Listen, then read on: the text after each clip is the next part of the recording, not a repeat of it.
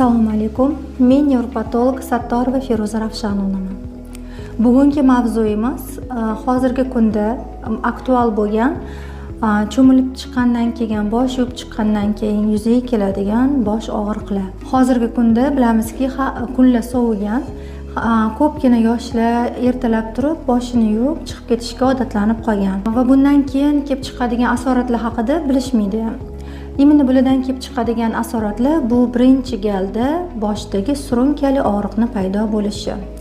Havo o'zgarganda bosh og'riqi kuchayishi, ko'ngil aynashi, qayt qilishi va besabab holdan toyish. Ko'pgina nevropatologlar borishadi yoki deyli o'zligicha dori ichishadi, trimol, har xil dorilarni ichishadi deb bosh og'riq qolgan deb bo'ladi, ketishadi. Lekin bora-bora bu jarayon surunkali bo'lgandan keyin, ya'ni har kuni yuvib, boshini chala quritib yoki quritmasdan chiqib ketgandan keyin miyada yuzaga keladigan asoratlar haqida fikr yo'q ularni.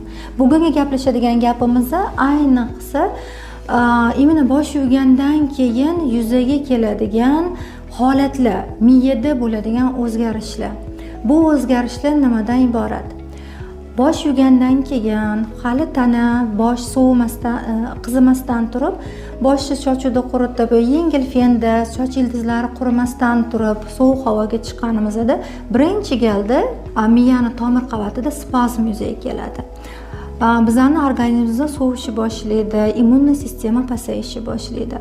Immuniy sistema pasaygandan keyin o'zimizdagi bor bo'lgan virusli infeksiyalar yoki xalq aytganday to'rch infeksiyalarimizni, organizmimizda bor bo'lgan saprofit infeksiyalarimiz, biz bilan birga yashaydigan bakterial infeksiyalar, bizga foyda keltiradigan infeksiyalar immuniy sistemamiz bo'y bergandan keyin, immuniy sistema pasaygandan keyin o'zimizga qarshi ishlashni boshlaydi va besabab burun bitishi yuzaga keladi yoki deyli o'sha yerda yallig'lanish yuzaga keladi.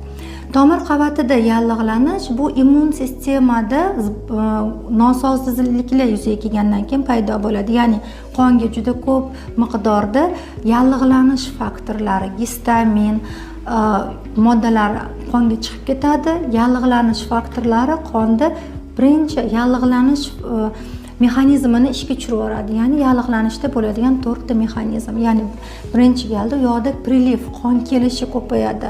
Chunki organizmda signal boradi. Bu yoqda shamollash bo'lyapti. Organizmni qarshi kasallikka qarshi kuranish immun sistema ishga tushgandan keyin u yoqda shish yuzaga keladi. Qon